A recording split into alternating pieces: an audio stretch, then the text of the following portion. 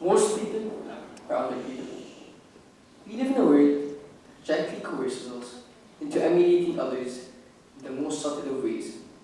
Gradually, we transform into patchworks, grotesque abominations, like Frankenstein, until one day we wake up thinking, who? Who am I? For years I've naively tried to find an answer to my question. I've tried to find solace within the confines of nationality and culture, only to find myself adrift in a sea of uncertainty. I've looked for an anchor, a firm definition of who I am, yet the doubt remained, driving me to detest destiny. Why? Why couldn't I just belong to one place? Wouldn't that have been much easier? But it's not just me.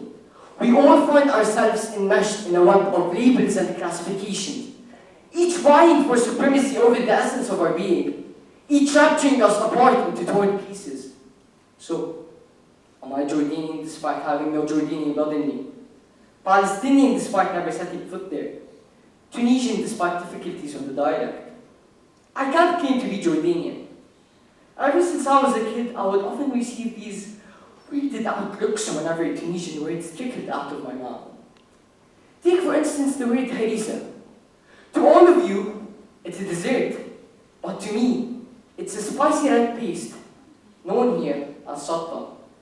Many of you may dismiss this as a simple cultural variation, but the seemingly minor cultural discrepancy reveals a much deeper experience of cultural alienation. But it's not just about language, it's about lived experiences. How can I claim to be Palestinian if I haven't experienced the weight of Gaza's relentless airstrikes or the sting of tear gas in the West Bank? As much as I tried to understand my people's suffering under the Israeli regime, nothing compares to experiencing the cruelty firsthand. So I tried to soak up the tears of the elders until I deceived myself into thinking that I experienced them, but no facade lasts long.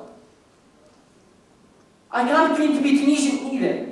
How can I fully embrace Tunisian culture without scars of the Jasmine Revolution of 2011 etched into my memory?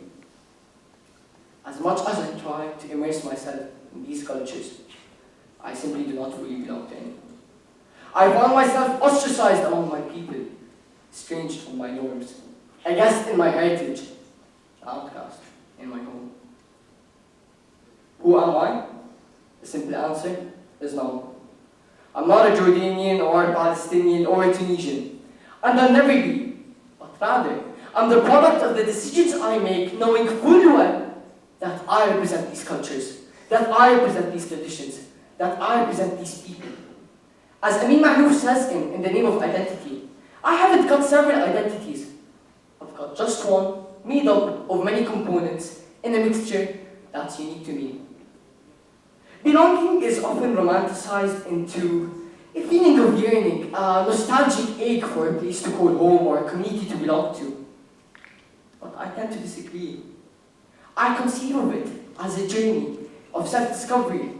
It is showcasing the best version of yourself every single day, knowing that you belong somewhere. And we all need to belong to something bigger, without, as emphasized by the renowned philosopher Ibn Khaldun, without this connection, we get reduced to mere numbers, devoid of our inherent humanity. We do not choose how our stories begin, but that doesn't make us who we are. It is the rest of our stories, who we choose to be. Kanafani captures this well in returning to Haifa through juxtaposing Khalid to Khaldun. Although both men experienced the atrocities of the Nakba and its aftermath, they both acted upon it differently. While Khalid picked up his rifle in resistance, Khaldun picked up his in submission. As Saeed beautifully put it, when we talk about man, it has nothing to do with flesh and blood and identity cards. Man, in the final analysis, is a cause. Thank you.